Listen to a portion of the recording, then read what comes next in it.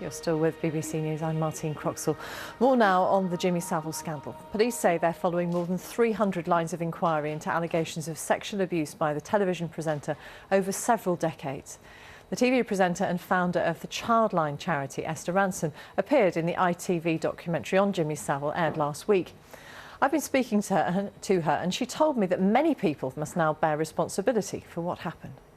I feel we were all culpable. I feel that viewers, charities, influential people from the Prime Minister through to the royal family helped to create for Jimmy Savile an image of being an icon, a national treasure, and I think that's what made it particularly difficult for children. I just want to say that children always find it very, very difficult to speak out about abuse. Of course they do, but it's and that is why Childline, and I'm here really to say to any child watching today, Childline 0800 1111 is a way that abused children can ask for help safely and confidentially. So much easier though for children to ask for help if when adults hear rumours they do something about it. The NSPCC says everyone has a responsibility to protect children. You do not have to be a parent. If you are worried about any child, act straight away. And it's clear, isn't it, that people didn't, including you. Pardon? Including you. You say that you're culpable too. Can you tell me a child that I was worried about that I didn't help? Well, it seems peculiar to appear in a documentary on television last week, yes, saying that you were aware of rumours about abuse. Yes. And then to say that you didn't know anything specific. Of course I didn't know anything specific. For 26 years at Childline we've been hearing from specific children talking about abuse they're suffering, and we have done our best to investigate, to support them, to make them safe. There has never been a child that has reported abuse to me that I have not taken action to protect, and the same is true of Childline and the same is true of the NSPCC. When you hear a rumour in a television office that a television presenter has a particular sexual taste, you can't actually then proceed back. Nobody who talked to me about Jimmy Savile had ever met him.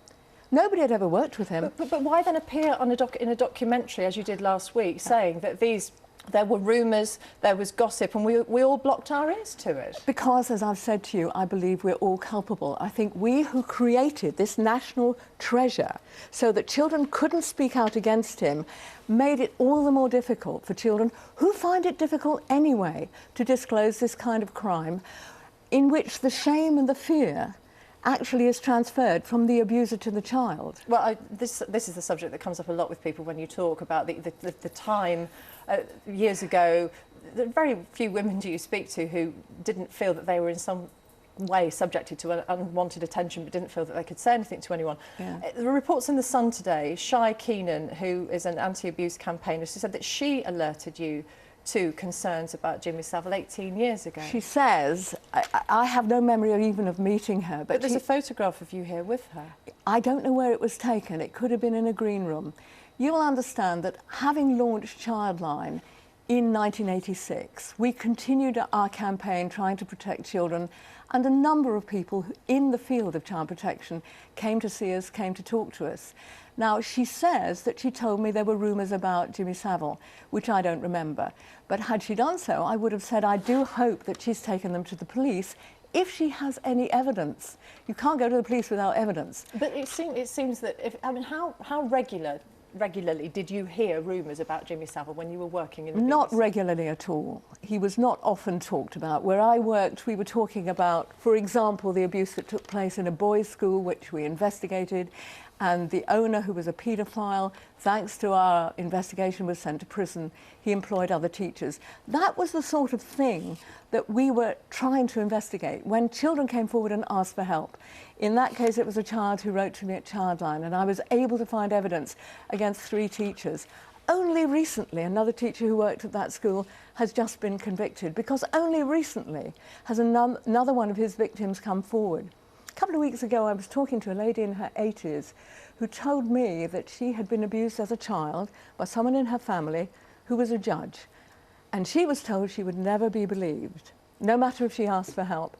That's where I think we're all culpable. We make it so difficult for children to speak out, and that's why Childline exists. But how can the people, many people who've come forward now with these claims about Jimmy Savile, feel that they can have proper justice? The man has died. I know, and that is absolutely tragic, because of course they should be able to put their accusations to the man himself, and of course they should have justice, I know. But at least they're being heard now, being heard for the first time. And when you think of one of those people who gave evidence in that documentary, who was at a special school, who told a teacher what Savile had done to her and was punished for it, think how many years. And she said in the documentary, "I wasn't believed then and I don't expect to be believed now." Well, they are being believed. They are corroborating each other, and more, tragically, are coming forward every day. In retrospect, with the gift of hindsight, was it a mistake to appear on the documentary that ITV made, saying that you'd heard these rumours? Because now, of course, we're pressing you for specifics. That's all right. I mean, I'm happy to be pressed by you. But when they asked me to appear, it was to give my view about the credibility of the women. Because I've heard so many children and adult survivors talking about their experience, that's what they wanted me to do. But you went further than that, didn't you? And you did say because that you'd heard gossip, you'd heard rumours, and we all turned a blind eye. I felt terrible. I felt terrible listening to them, because I thought to myself, I appeared on Jim Will Fix It. I was one of the people that helped to create this mythology of the Saint Jimmy. But had heard the rumours. And the rumours were everywhere. They were in your newsroom, they were in Fleet Street's newsroom, they were in the music industry.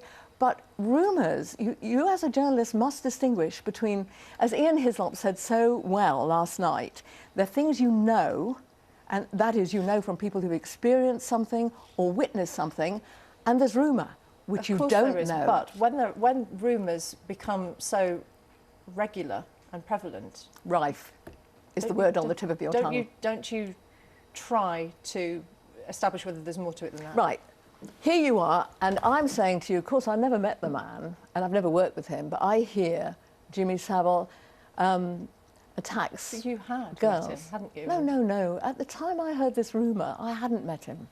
I was a researcher, a junior researcher. And I was being told it by a junior researcher who had contacts in Fleet Street. The big newspapers tried to investigate him on several occasions. The police tried to investigate him. But everything depended on the evidence of children standing up in court. Without it, you can't broadcast, you can't publish, you can't take a case. That U-Tree, Operation U-Tree now, is able to look at individual statements by adult survivors, see how they corroborate each other, and that at last is evidence. What could people have done in the 80s and the 90s? Well, we launched Childline. We launched Childline specifically to find a way for children to talk about something they found impossible to disclose to the people around them. It gives them anonymity. It gives them confidentiality. And the first thing we do to a child is say, this is not your fault. How much more readily our children believe these days than they were, say, 20 or 30 years ago? I think that's an excellent question. I think they are believed more often now. The children who ring Childline now ring within a month of it starting in half the cases. That's so much better. When we opened Childline in 1986, kids were telling us about abuse which had been going on for 15 years, all their lives. Fortunately now, they're starting to disclose earlier and are being believed earlier. Do you think, looking back on the documentary of last week, it was a mistake to mention the rumours that you knew of? Well, I'm not here to defend myself. The fact is that everybody working in the music industry, television and in journalism had heard those rumours. It was, as they say, an open secret. You know, I believe, I've been told by someone who worked in the field that there were rumours in the NHS. A journalist tells me there were rumours in military intelligence. But the trouble is that you know that a lie goes halfway around the world before truth has got its boots on. And we have to be very careful about distinguishing between rumours which have no evidence and real evidence of the kind that's coming out now. Esther Rantzen, TV presenter and founder of Childline.